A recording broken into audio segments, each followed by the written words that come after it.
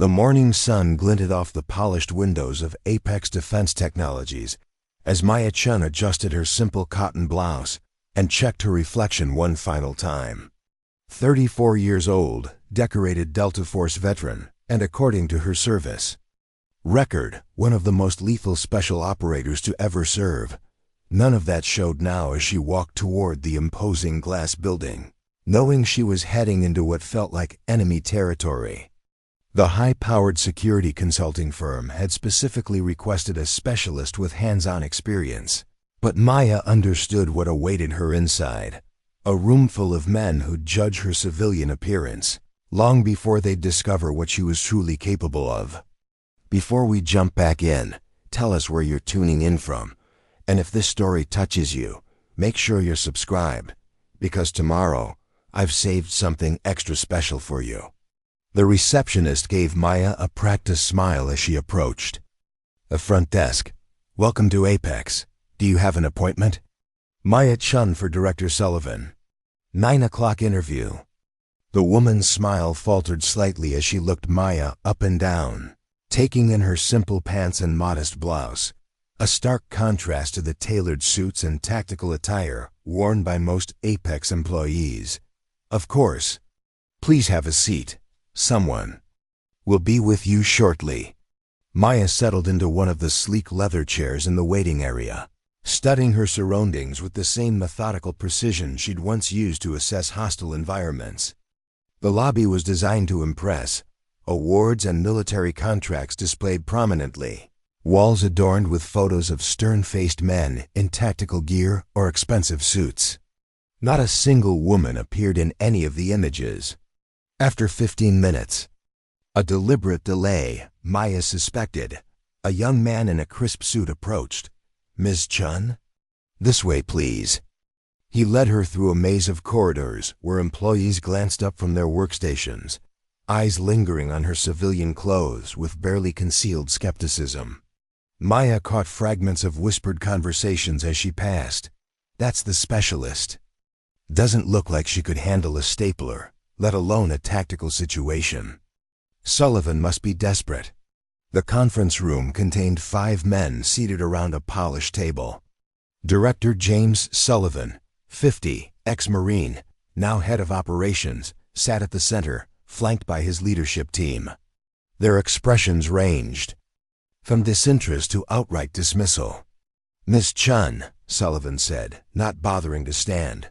We expected someone with a more conventional background for this position. Maya took the seat across from him, back straight, eyes forward. My resume speaks for itself, Director. It claims extensive special operations experience, but provides remarkably few details. His tone suggested he'd already made his decision. Care to elaborate? 16 years military service.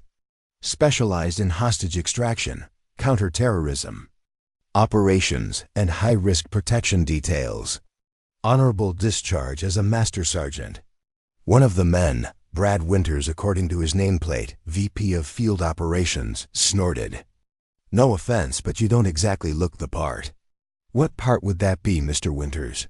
Maya asked, her voice calm. Someone who could lead a team of our security specialists.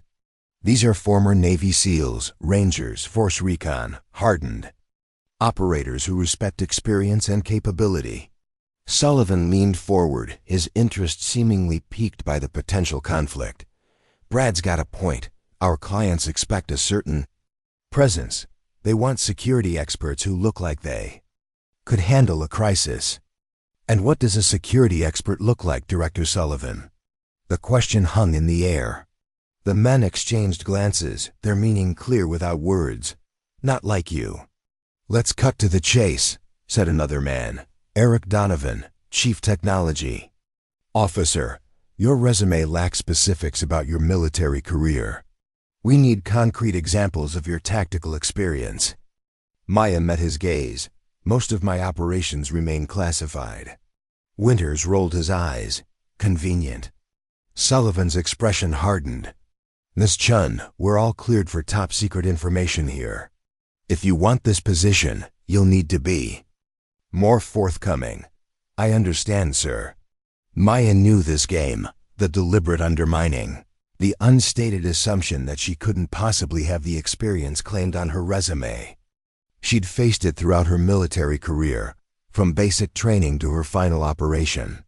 The interview continued with increasingly technical questions, clearly designed to expose gaps in her knowledge. Maya answered each one with precision, drawing on years of real-world experience rather than theoretical training. "Your answers seem rehearsed," Winters commented after she detailed the proper response to a complex hostage scenario. "Book knowledge isn't the same as field experience," Maya nodded. "You're right, it isn't." As the interview approached the 1-hour mark, Sullivan closed his folder. "Well, Miss Chen, we appreciate your time, but I think we've seen enough. This position requires someone with proven field command experience and tactical authority. Our clients expect a certain caliber of preparing and narrating this story took us a lot of time, so if you are enjoying it, subscribe to our channel. It means a lot to us." Now back to the story. "Operation Crimson Echo," Maya interrupted. Quietly, the room fell silent. Sullivan's expression shifted from dismissive to wary. "What did you say?" he asked, his voice suddenly tense. "The 2018 hostage extraction in northern Syria. 3 American aid workers held by insurgents. Official record states they were rescued by unidentified U.S. personnel after 103 days in captivity." Sullivan stared at her, his earlier confidence faltering. "That operation is highly classified." "Yes, it is." Maya maintained steady eye contact. "As is Operation Granite Shield, the counter-terrorism mission in Mogadishu in 2016, and the Kabul embassy extraction in 2019. The temperature in the room seemed to drop several degrees. "How do you know these names?" Donovan asked sharply. Maya didn't answer immediately. Instead, she reached for her left sleeve and slowly rolled it up, revealing a small, distinctive tattoo on her inner forearm, the insignia of Delta Force's operational team, accompanied by 3 stars that only the most senior operators were authorized to wear. "Because I was there," she said simply. The men stared at the tattoo, recognition dawning on their faces. Sullivan's expression transformed from skepticism to something approaching respect. "Delta," he said quietly, "you were Tier 1. "Still am," Maya replied. "The skills don't disappear with the uniform." Winters leaned forward, his earlier dismissiveness replaced by intense curiosity. "You're telling us you were actually Delta Force, not support staff or intelligence, combat operations?" 16 years, 12 as an operator. Team leader for my last 4. Sullivan was already reaching for his phone. "I need to make a call to verify this." "Go ahead," Maya said. "Call Colonel Marcus Davis at Fort Bragg. He'll confirm my service record, though not the specific operations." While Sullivan stepped out, the remaining executives peppered Maya with questions. Their tone had shifted dramatically, from dismissive to borderline reverent. "Why didn't you lead with this?" Donovan asked, gesturing to her tattoo. "Would you have believed me?" Maya countered. "Or would you have assumed I was exaggerating, or that I belonged to some support unit rather than an operational team?"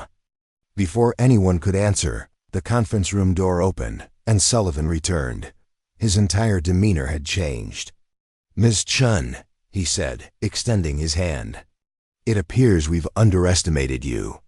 Colonel Davis speaks very highly of your capabilities." Maya accepted the handshake. "Thank you, Director. I must ask, though, why civilian security consulting? With your background, you could work anywhere."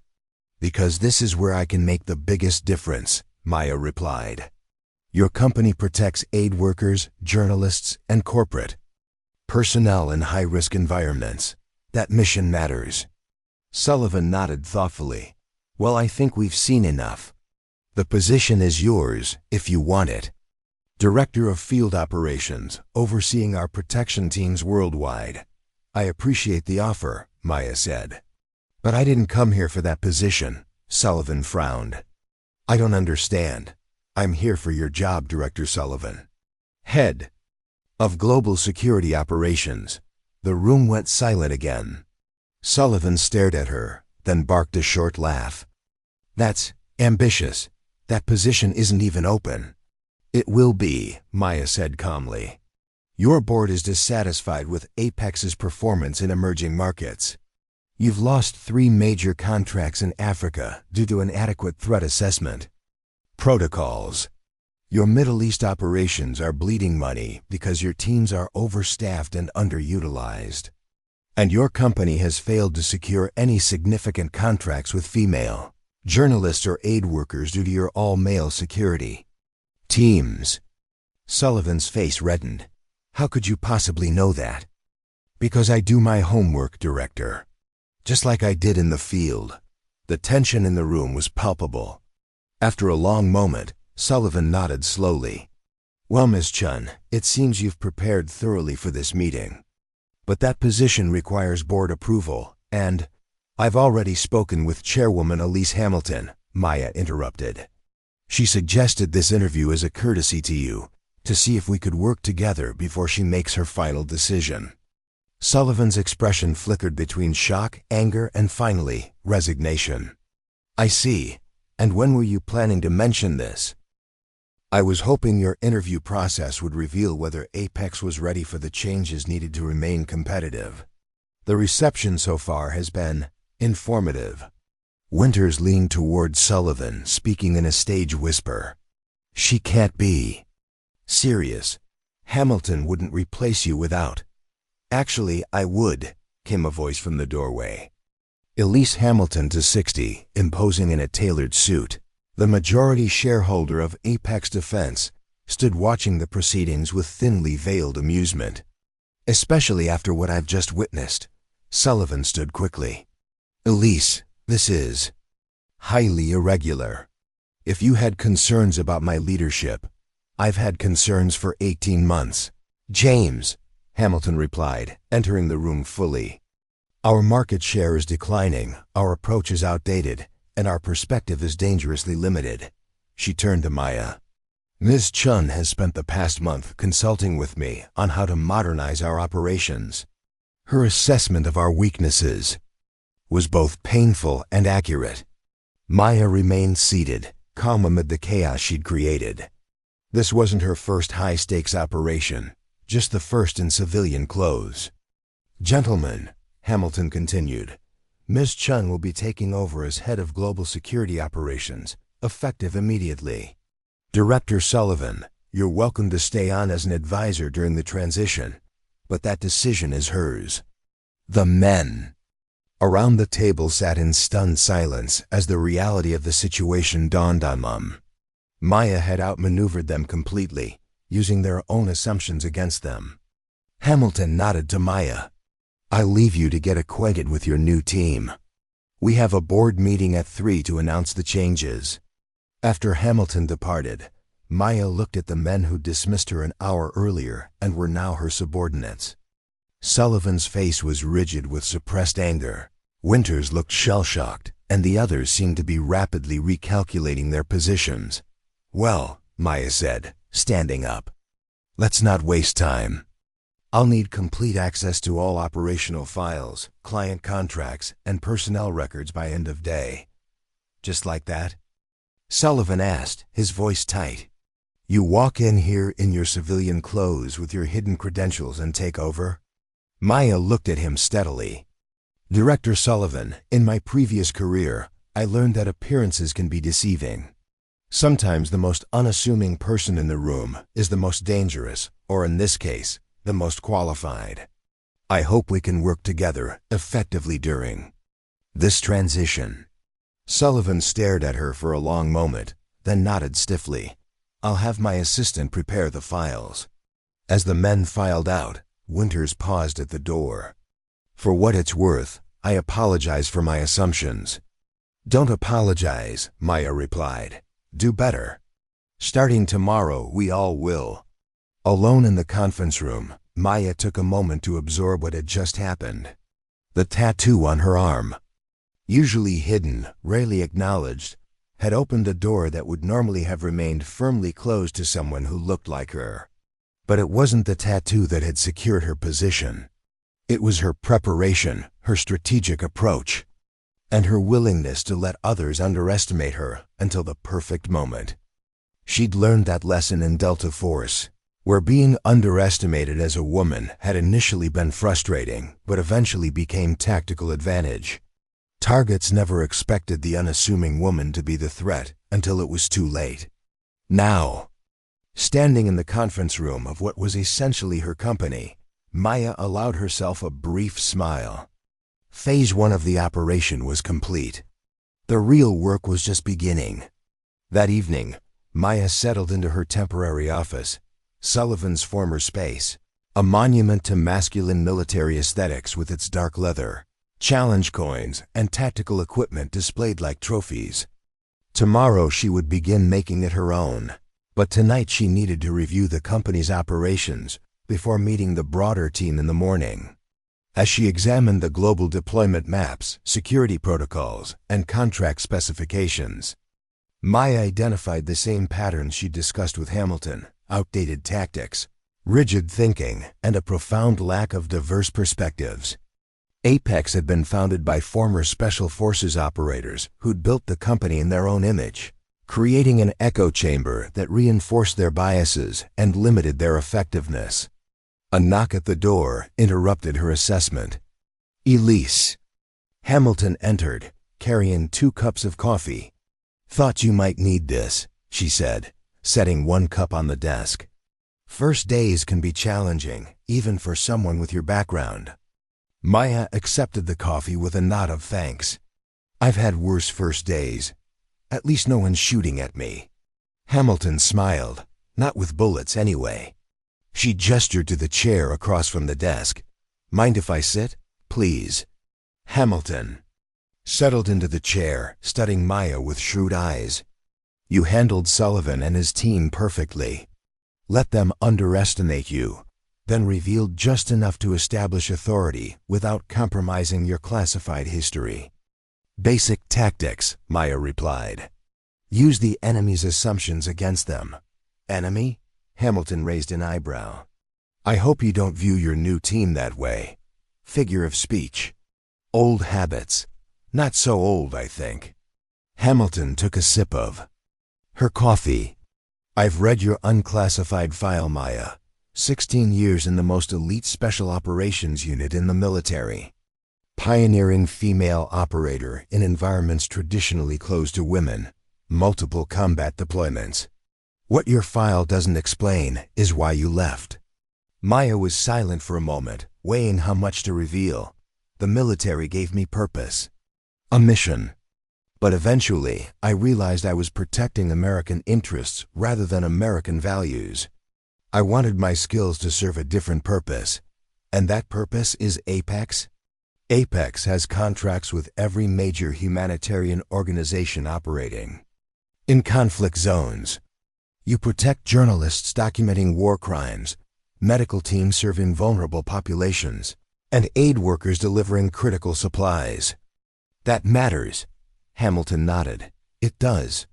But it's also profitable, which is why the board hired Sullivan and his team. They've brought in military contracts that increased our revenue by 40% in 3 years, while losing your humanitarian contracts," Maya pointed out. "Sullivan redirected resources to higher-paying military and corporate clients, leaving your original mission underserved. Precisely why I recruited you." Hamilton leaned forward. "But I need to know something, Maya. When those men dismissed you today, when they looked at your civilian clothes and saw someone they could disregard, how did it make you feel?" The question was unexpected. Maya considered her answer carefully. "It felt familiar," she finally said. "In Delta, I wore the same uniform as everyone else, carried the same weapons, completed the same missions. But I was never seen as equal, not at first. I was always the woman in Delta, never just an operator." "And that bothered you?" "Initially. Then I realized it gave me an advantage. Enemies never saw me coming." Targets let their guard down. Being underestimated became a tactical edge. Hamilton smiled. And that's exactly why I wanted you for this position. Sullivan and his team have created a company that looks formidable but thinks predictably. They see threats only where they expect to find them. You see what others miss. Maya nodded, understanding the parallel. You want me to change how Apex thinks, not just how it operates. Yes, starting with how we staff our teams. Hamilton pulled a folder from her bag and placed it on the desk. These are the resumes of 30 qualified security specialists, former military, law enforcement, and intelligence. All women. All rejected by Sullivan's hiring committee for various superficial reasons. Maya opened the folder, scanning the impressive qualifications. You've been planning this for some time. I founded this company to protect those who protect others, aid workers, journalists, medical personnel. Over time, under Sullivan's leadership, we became another military contractor focused on profits over purpose. I want Apex to reclaim its mission, and I believe you're the person to lead that transformation. It won't be easy, Maya warned. Sullivan's team won't accept these changes without resistance. I'm counting on it, Hamilton replied with a thin smile. Opposition reveals character. How they respond to your leadership will tell us who stays and who goes. As Hamilton left, Maya returned to the operational files with renewed purpose. This wasn't just about taking over a security company. It was about transforming an industry that had become dominated by a single perspective. The challenge was familiar.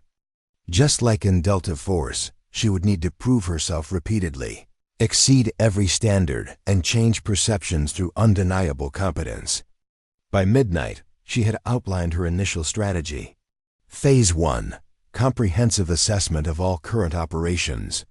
Phase 2, strategic reorganization of leadership and teams. Phase 3, implementation of new protocols and training methodologies. The specifics would evolve as she learned more, but the framework was sound. The same methodical approach she'd used to plan complex operations in hostile territory. As she finally prepared to leave for the night, Maya paused at Sullivan's wall of achievements, photographs, awards, and mementos from his military career and time at Apex. Among them was a team photo of Sullivan with various world leaders and corporate executives, all men, all in positions of power, all looking remarkably similar in their thinking and approach. Maya took down the photo and placed it in the desk drawer. Tomorrow, the walls would begin to reflect a different vision, one where security wasn't defined by appearance or gender, but by effectiveness, adaptability, and insight. The real operation was just beginning, and Maya Chen was once again stepping into hostile territory, this time in civilian clothes, but with the same tactical mindset that had made her a legend in the shadows of Delta Force. Maya's first full day as head of global security. Operations began at 5:30 a.m., the same time she'd started every day during her 16 years of military service. Old habits formed in the most elite Special Operations Unit didn't fade easily, nor did she want them to. Discipline was the foundation of excellence, a principle she intended to instill throughout Apex. She arrived at headquarters before sunrise, using the quiet hours to familiarize herself with the building's layout, identifying exit routes, security vulnerabilities, and optimal defensive positions. It was an automatic assessment, the same process she'd performed in countless hostile environments around the world. Except this time, the potential threat wasn't armed insurgents or terrorist cells. It was the company's own leadership team.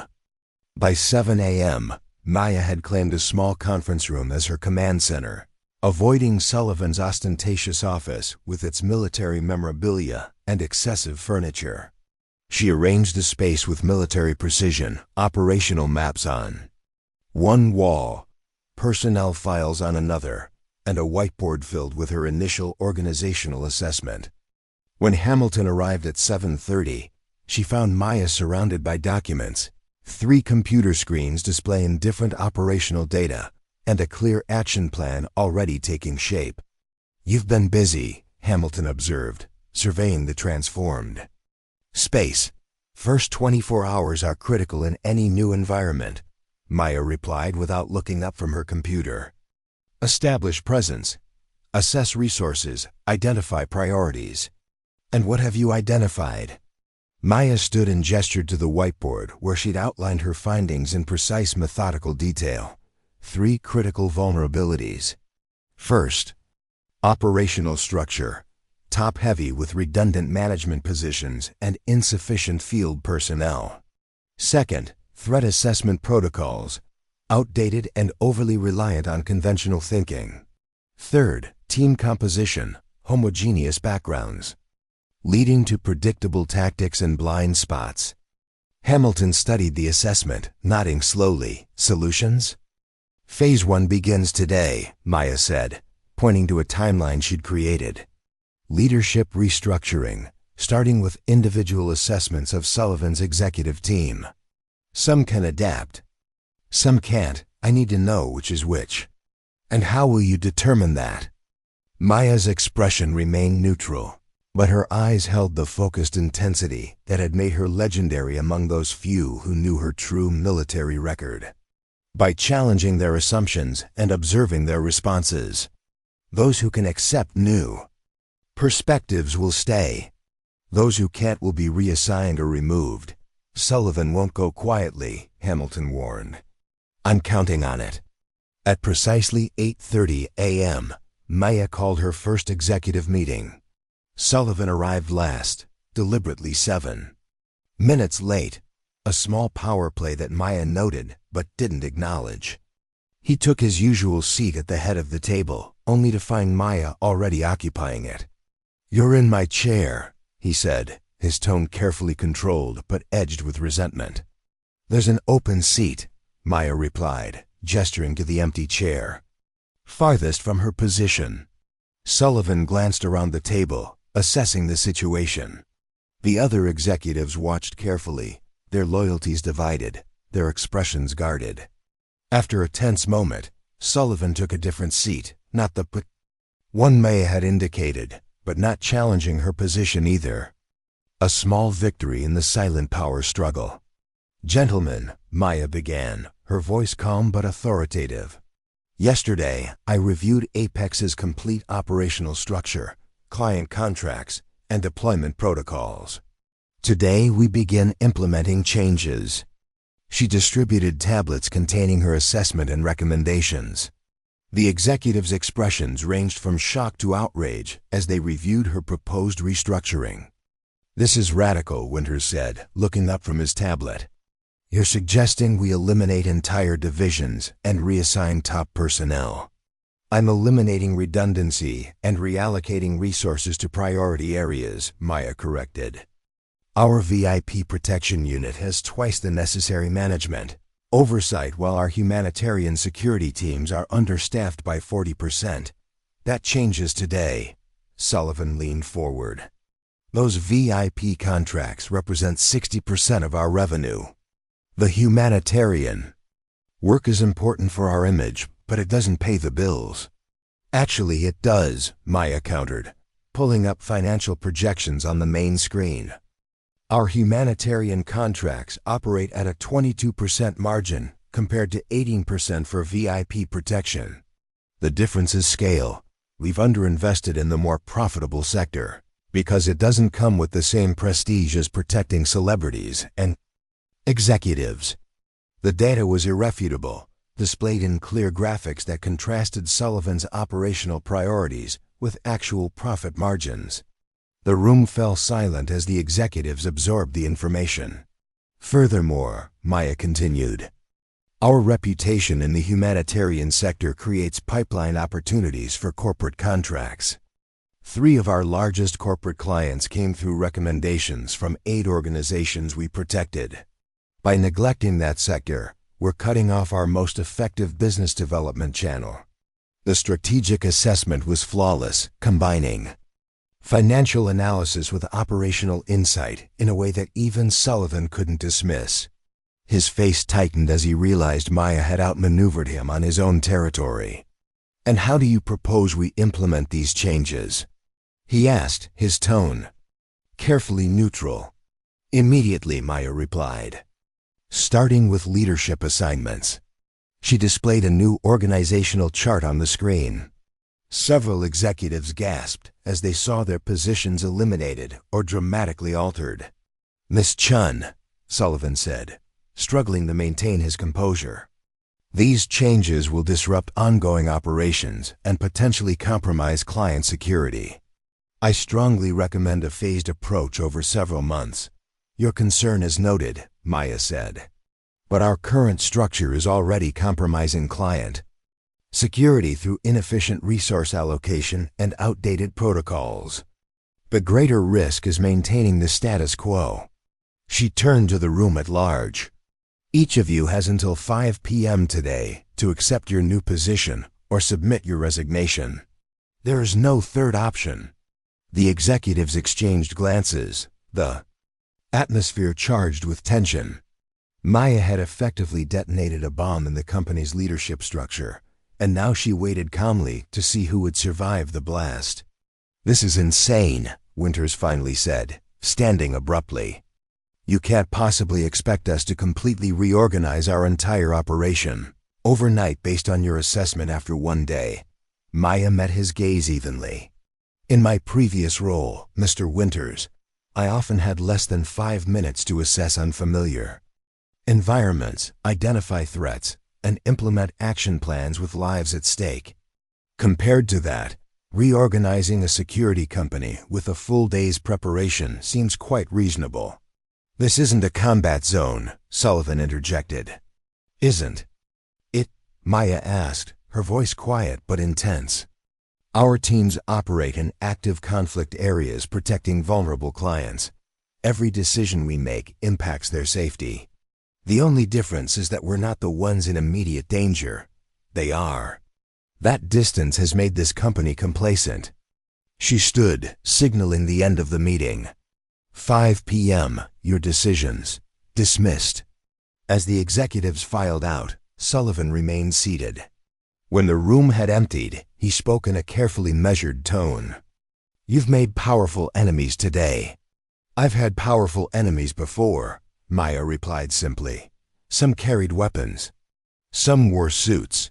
The principles of engagement remain the same." Sullivan studied her with new interest. "You're not what I expected. That's been an advantage throughout my career." "Not this time," he warned, standing to leave. "You may have Hamilton's support and an impressive military record, but Apex isn't the military. Politics here are more complex than you realize." "Politics are politics, Director Sullivan. Only the terrain changes." After Sullivan left, Maya turned her attention to the next phase of her plan. The executive restructuring was merely the opening move, necessary but insufficient. The real transformation would happen at the operational level, where Apex's security teams interacted directly with clients. At 10 a.m., she convened a meeting with the field operations managers, the men and women who supervised Apex's security teams worldwide. Unlike the executives, these were practical professionals concerned with results rather than corporate politics. "Starting today," Maya announced once they had assembled, "we implement new team compositions for all client engagements. Every security detail will include at least one female operator and one specialist with cultural expertise relevant to the deployment region." The room erupted in objections. Tom Richards, the senior field manager for Middle East operations, raised his voice above the others. "With respect, ma'am, some of these environments are extremely hostile to women. Putting female operators in these situations creates additional security concerns." Maya fixed him with a steady gaze. "Mr. Richards, I conducted 17 extraction operations in territories controlled by groups who execute women for showing their faces in public. The key to those operations wasn't avoiding female operators, it was proper training, cultural understanding, and tactical flexibility. She brought up a map on the main screen showing global deployment regions. Our female clients, journalists, aid workers, medical personnel, face these environments every day without the luxury of choosing safer assignments. They need protection teams that understand their specific security challenges, not just generic protocols designed for male executives. Another manager spoke up. Where are we supposed to find qualified female operators with the necessary experience? They're rare in special operations communities. They're rare because they're overlooked, Maya corrected, not because they don't exist. She displayed a new screen showing 30 personnel files, the same ones Hamilton had given her the previous evening. These candidates were all rejected by Apex despite qualifications equal to or exceeding our current teams. Former military, intelligence, and law enforcement professionals with specialized training and field experience. The managers studied the files, their expressions shifting from skepticism to grudging interest as they reviewed the impressive qualifications. I've already initiated contact with these candidates, Maya continued. The first group begins orientation. Next week, your job is to integrate them effectively into your teams. Richards shook his head. Sullivan won't approve this. Sullivan doesn't need to approve it, Maya replied. I do, and I just did. The meeting continued for another hour as Maya outlined additional changes to Apex's operational protocols. Revised threat assessment methodologies, enhanced cultural training requirements, and updated equipment specifications. Each change was supported by detailed analysis showing how it would improve client security and operational effectiveness.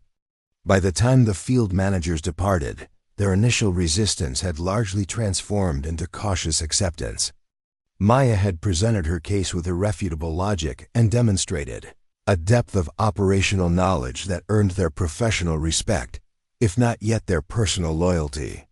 The remainder of the day unfolded in a carefully orchestrated sequence of meetings, briefings, and direct interventions in ongoing operations.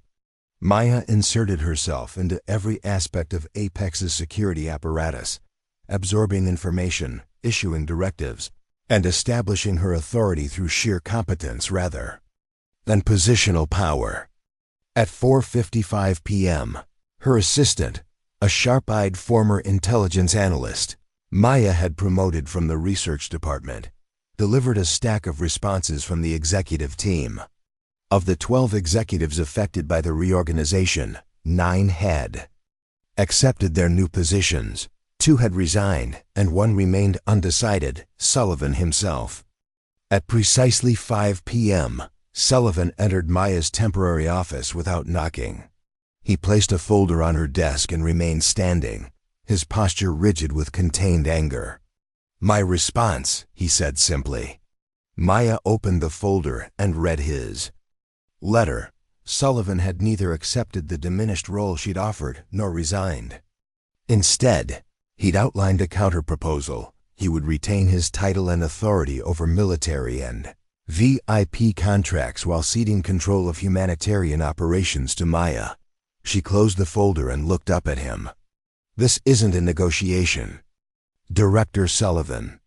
Everything is in negotiation, he replied. You may have Hamilton's support, but the board respects my track record. A split authority arrangement gives us both what we want. What makes you think I want authority? Maya asked, her voice calm. What I want is effectiveness. Your proposal divides our resources, creates competing power centers, and maintains the same structural problems that have compromised our operations. Sullivan's jaw tightened. You've been here 2 days. I've built this company over 5 years. And in those 5 years you've lost sight of its mission, Maya said, standing to face him directly. This isn't about you or me. It's about the aid workers in conflict zones who depend on our protection. It's about the journalists documenting war crimes who trust us with their lives. They deserve better than corporate politics and ego-driven decisions. For the first time, Sullivan seemed to truly see the woman standing before him, not just her civilian clothes or her military record, but the absolute conviction that drove her. "You really believe you can do better," he said. It wasn't a question. "I know I can, but more importantly, so does Hamilton. And 7 members of the board who've already approved my restructuring plan." Maya held his gaze steadily. "Your choice isn't between your proposal and mine. It's between accepting the new role I've offered or leaving Apex entirely." Sullivan's expression hardened. "I've made powerful friends in this industry. Cross me, and I'll make sure every door closes for you." Maya smiled slightly. "Director Sullivan, I've faced warlords with private armies and terrorists with nothing to lose. Corporate threats don't quite have the same impact." Sullivan stared at her for a long moment, then turned toward the door. "You'll regret this," he said over his shoulder. "No," Maya replied. "I won't." After he left, Maya returned to her desk and made a note in Sullivan's file. "Terminated. Inability to adapt to structural changes and prioritize mission over personal authority." At 7:30 p.m., long after most employees had departed, Maya was still working when Hamilton appeared in her doorway. "Sullivan just called an emergency board meeting for tomorrow morning," she said. "He's challenging your appointment and restructuring plan." Maya nodded, unsurprised, expected. "Countermeasures already in place." Hamilton raised an eyebrow. "Care to elaborate?" 3 board members received detailed briefings this afternoon on operational inefficiencies under Sullivan's leadership. 2 more have been provided with financial analyses showing improved profitability under the new structure. The remaining members will find comprehensive security assessments in their inboxes by morning, demonstrating how our current protocols have compromised client safety. Hamilton looked impressed. "You've been busy." "Standard operating procedure," Maya replied. "Secure support before engaging superior forces. Military thinking." "Effective thinking," Maya corrected. "The terrain changes. The principles don't." As Hamilton left, Maya turned back to her computer where she was reviewing the personnel files of Apex's field operators. Tomorrow would bring new challenges: Sullivan's board maneuver, resistance from entrenched managers, skepticism from field teams unaccustomed to female leadership. But tonight, she focused on understanding the people who would implement her vision, identifying their strengths, weaknesses, and potential for growth. The wall behind her desk now held a single photograph, not of Maya in uniform or with government officials, but of a young female journalist being evacuated from a combat zone by an Apex security team. It was the company's mission personified, a reminder of why structural changes in corporate politics mattered. Because somewhere in the world, someone vulnerable was depending on Apex to keep them safe. Maya had spent 16 years protecting American interests as part of Delta Force. Now she would use those same skills to protect people who stood for American values, truth-tellers, healers, and those who served the vulnerable. The battlefield had changed, but the mission remained worthy of her complete commitment. Outside her window, the city lights glimmered against the darkening sky. Maya Chen, still adjusting to civilian clothes, but carrying within her the unshakable discipline and tactical mind of a Delta operator, prepared for tomorrow's battles with the same methodical precision that had made her a legend in the shadows of special operations. The boardroom fell silent as Sullivan's challenge hung in the air like smoke from a battlefield. Maya felt every eye in the room focused on her, waiting to see if she would crack under pressure. Her hands remained steady on the polished conference table, but inside, her heart hammered against her ribs. "You want to see results?" Maya's voice cut through the tension, calm but carrying an edge that made everyone lean forward. "Then let me show you what real leadership looks like." She stood up slowly, her movements deliberate and controlled. The cheap blazer she wore suddenly didn't seem so important anymore. There was something in her posture, in the way she held her shoulders, that commanded attention without demanding it. 3 months ago, you all thought I was just another pretty face trying to play soldier. Maya's eyes swept the room, meeting each board member's gaze. You whispered about my clothes, my background, whether I belonged here. Some of you even placed bets on how long I'd last. Sullivan shifted uncomfortably in his seat. He hadn't expected her to address the elephant in the room so directly. But here's what you didn't understand, Maya continued, her voice growing stronger. I didn't come here to impress you with fancy suits or corporate buzzwords. I came here to build something that matters. Something that protects people. Something that stands for honor, integrity, and excellence. She reached for her tablet and pulled up a presentation none of them had seen before. The screen at the front of the room lit up with images of Apex's recent operations. Last month, when the Riverside Hospital received those bomb threats, who did they call? Not the police. Not the FBI. They called us. Because they knew we'd get the job done right. The slide showed Maya's team in action. Professional, coordinated. Effective. There was no showboating, no unnecessary force. Just skilled operators doing their job with precision and care. When Senator Martinez needed protection during that assassination attempt in Phoenix, who kept her alive? My team. The same team you said was too young, too inexperienced, too female to handle serious threats. Maya clicked to the next slide, showing testimonials from clients. Words like exceptional, life-saving, and beyond professional filled the screen. And last week, when that tech CEO's daughter was kidnapped by that cartel cell, who brought her home safe? Not the negotiators. Not the SWAT team. Us. Because we don't just talk about results, we deliver them. The room was completely silent now. Even Sullivan had stopped fidgeting with his pen. Maya moved around the table, no longer the defendant but the prosecutor making her case. You want to know about leadership? Let me tell you about leadership. It's not about the suit you wear or the school you went to. It's about making the hard decisions when lives are on the line. She paused in front of a framed photo on the wall showing the company's founding partners. When Marcus started this company, he had a vision. He wanted to create something different. Something better. Not just another security firm that collected paychecks and filed reports. He wanted to build a team that actually protected people. Her voice softened slightly, but the intensity remained. I've carried that vision forward. But I've also brought something else. Something none of you expected. Maya rolled up her sleeve, revealing the Delta Force tattoo that had caused such controversy months ago. The black and gold insignia seemed to glow under the conference room lights. This isn't just ink on my skin. It's a reminder of what I've accomplished, of the missions I've completed, of the lives I've saved, of the teammates I've lost. It's a symbol of excellence that can't be bought or faked or inherited. She let that sink in for a moment before continuing. But more than that, it's a reminder that true strength comes from serving something bigger than yourself. From protecting those who can't protect themselves. From never giving up, even when the odds are against you. Sullivan cleared his throat.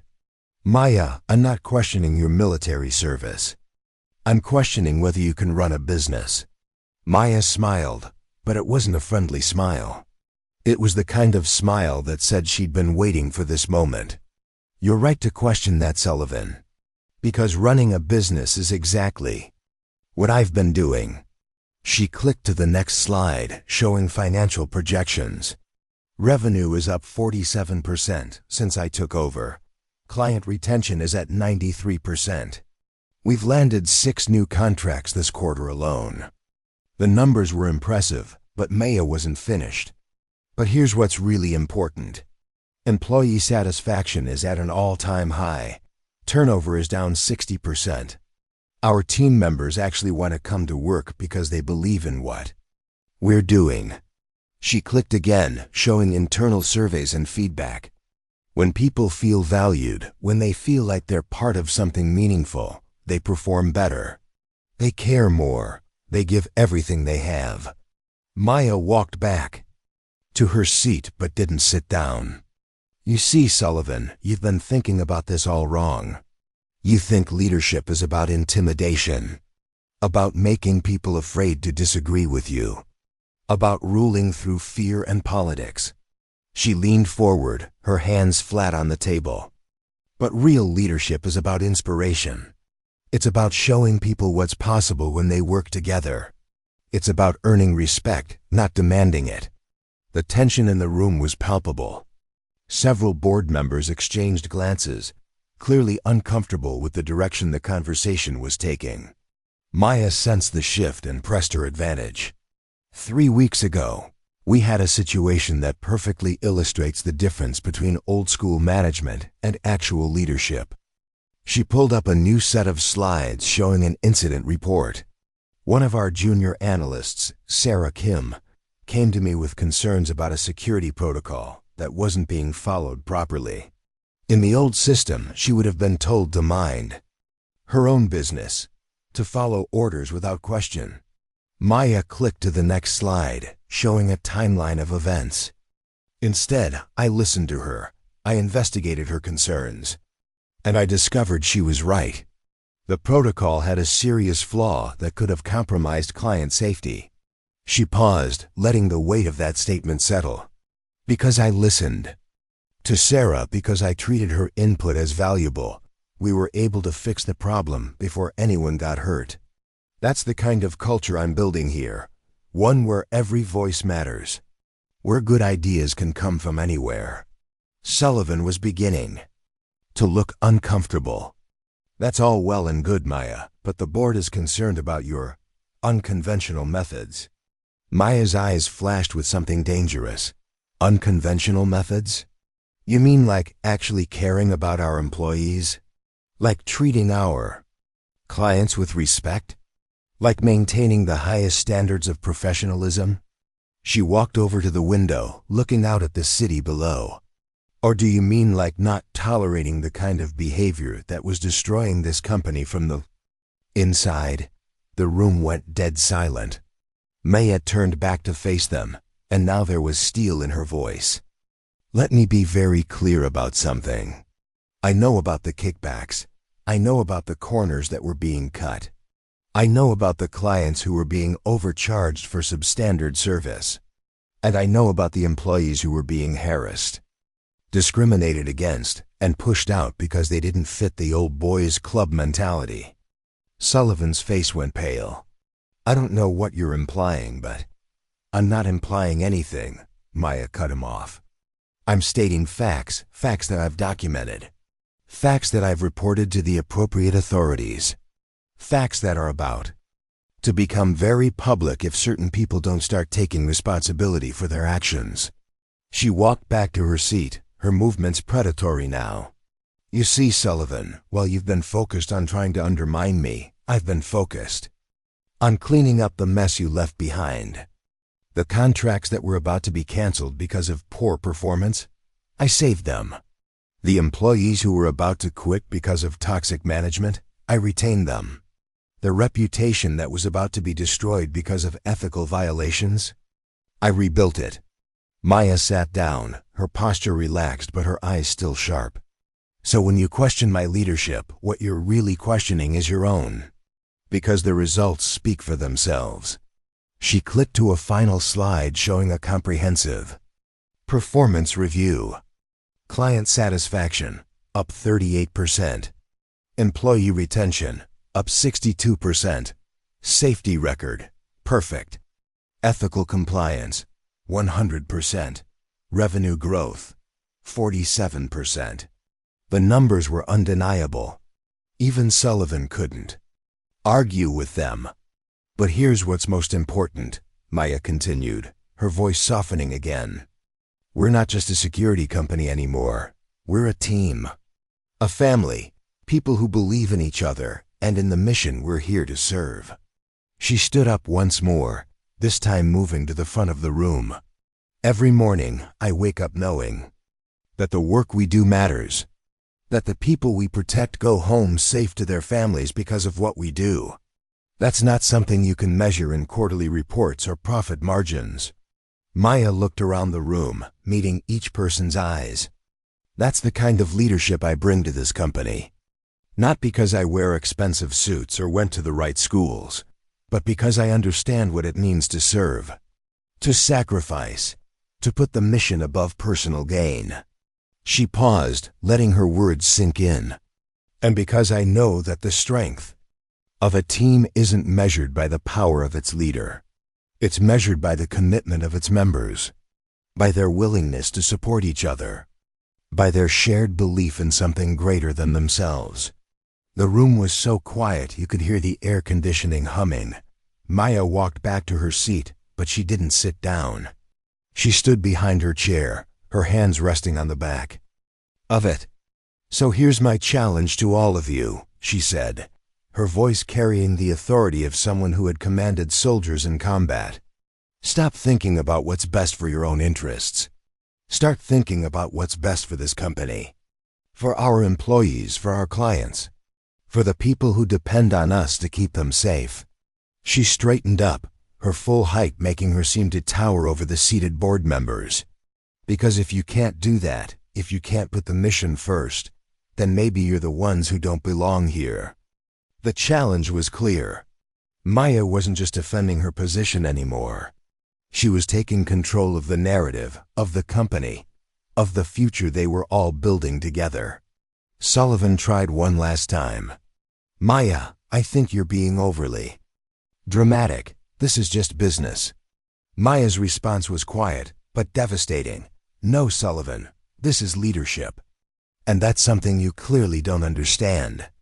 She moved to the door, then turned back one final time. She addressed the entire room now. I've worked in conflict zones for 15 years.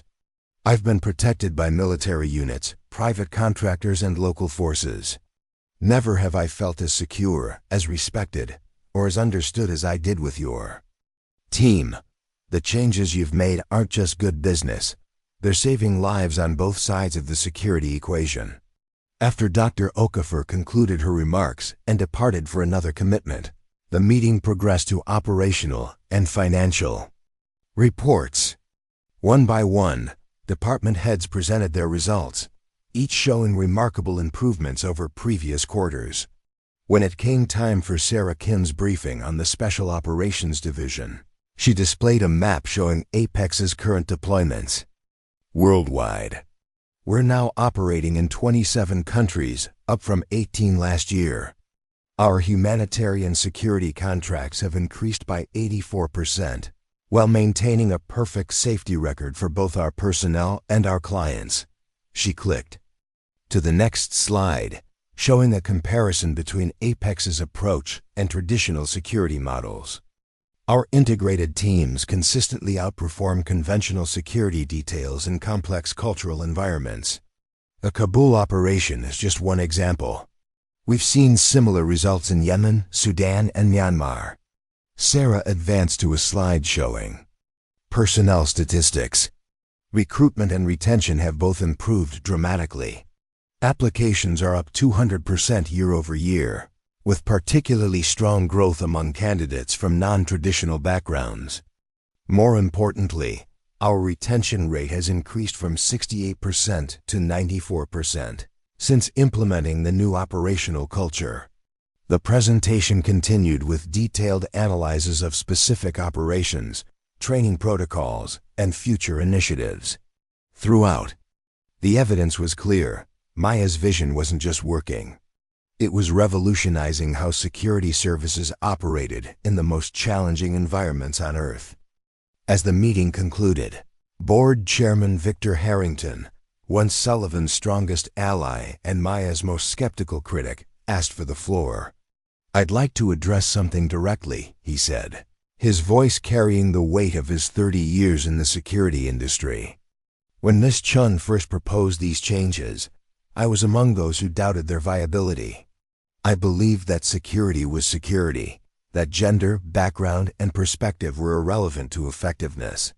He looked around the room, his expression thoughtful. I was wrong. The results speak for themselves. Not just the financial improvements, which are substantial, but the operational excellence that has become Apex's new standard. Ms. Chen didn't just change our company. She's changed how we think about security itself. Harrington turned to Maya. Which brings me to the announcement the board has authorized me to make today. Effective immediately, Apex Defense Technologies will be rebranded as Apex Integrated Security. This change reflects the evolution in our approach and methodology under Ms. Chen's leadership. He gestured toward the door, where assistants were bringing in covered display boards. Additionally, we're launching a new division specifically focused on training and consulting services to help other organizations implement similar integrated security models. The covers were removed, revealing the new company logo and mission. Statement: security through understanding, protection through perspective. And finally, Harrington continued, the board has unanimously voted to create a new position, Chief Executive Officer, and to appoint Maya Chen to this role, with full authority to continue the transformation she has so successfully begun. The announcement was met with applause from around the table. Maya accepted the position with a simple nod of acknowledgement, her expression revealing little of her inner thoughts. She had never sought titles or recognition, only the opportunity to implement her vision of what security could and should be. As the meeting adjourned and people began to disperse, Maya remained seated, reviewing notes from the presentations. James Rivera lingered nearby, waiting until the room had emptied before approaching her. "Congratulations, CEO," he said with a slight smile. "Sullivan must be having fits right about now." Maya looked up from her tablet. "This was never about Sullivan." "I know," Rivera acknowledged. "But it must feel good to be vindicated so completely." Maya considered this. "What feels good is knowing that Dr. Okafor's team made it home safely, that the journalists we're protecting in Myanmar can continue documenting human rights abuses without fear, that the aid workers in Yemen can deliver food and medicine to those who need it most." She stood, gathering her materials. "Titles change. Logos change. What matters is the work." Rivera nodded, understanding the deeper meaning behind her words. "Speaking of work, the new recruits are finishing their cultural integration training tomorrow. Thought you might want to address them." "I'll be there," Maya confirmed. Later that evening, Maya walked through the company's training facility, observing without interrupting as instructors worked with the newest class of security specialists. Unlike the recruits who had joined Apex under Sullivan's leadership, this group reflected the diversity Maya had championed, men and women from various backgrounds, each bringing unique skills and perspectives to their roles. In the main training room, 20 recruits were engaged in a complex simulation involving the protection of aid workers in a hostile environment. The exercise required not just tactical proficiency, but cultural understanding, diplomatic skills, and adaptive problem-solving. Maya watched as they navigated the scenario, noting how they communicated, how they made decisions, and how they balanced security concerns with their client's humanitarian mission. Sarah Kim appeared at Maya's side, observing the exercise with a critical eye. "They're good," she said quietly. "Different from when we started." "Different how?" Maya asked, though she already knew the answer. "They're not trying to be the heroes," Sarah explained. "They understand that their job is to enable others to do their work safely. To be the shield, not the sword," Maya nodded, satisfied. "That's the difference between security and protection, between imposing force and creating safety." As they continued their observation, Maya reflected on the journey that had brought her to this moment. From her first days in the military, where she'd fought to prove herself in an environment designed for men, to her time in Delta Force, where she'd earned respect through undeniable competence, to her current role transforming an entire industry's approach to security, the common thread had been her refusal to accept limitations imposed by others' perceptions. Her civilian clothes, once mocked as a sign of weakness, had become a symbol of her leadership philosophy, that true strength came not from intimidating appearances, but from understanding, adaptation, and principled action. The Delta Force tattoo that had shocked Sullivan and his team was now just one aspect of who she was, important but not defining. Her military experience had shaped her, but it didn't confine her. The next morning, Maya stood before the assembled recruits. In the training center's main hall, they snapped to attention as she entered, a habit many brought from their military or law enforcement backgrounds. She gestured for them to be at ease. "Before you complete your training and join your assigned teams," she began, "I want to share something with you about what makes Apex different from other security companies." Maya moved to the center of the room, making eye contact with each recruit in turn. "In your previous careers, many of you were taught that security is about force, about control, about dominating the environment and eliminating threats. Those skills have their place, but at Apex, we believe security begins with understanding." She gestured toward the wall where the company's new mission statement was displayed. "Understanding the people you're protecting, their needs, their values, their mission. Understanding the environments you'll operate in, not just the physical terrain, but the cultural, social, and political landscapes. And understanding yourselves, your strengths, your limitations, and the perspectives you bring to each situation." Maya paced slowly as she spoke, her voice carrying the quiet authority that had become her trademark. "Some of you were initially skeptical about our approach. You wondered whether diverse teams could be as effective as traditional security units, whether cultural training was as important as tactical skills, whether a company led by someone who looks like me could succeed in an industry dominated by men who look like them." She stopped and faced them directly. "The results have answered those questions. Our teams have the highest success rate in the industry. Our clients report unprecedented satisfaction with our services. And our operators return home safely from missions that others consider impossible." Maya approached a young woman in the front row, a former police officer who had initially struggled with some aspects of the training program. "Officer Chen asked me yesterday why we place so much emphasis on language skills and cultural protocols, when our job is to protect people from physical threats." She addressed the entire group again. "The answer is simple.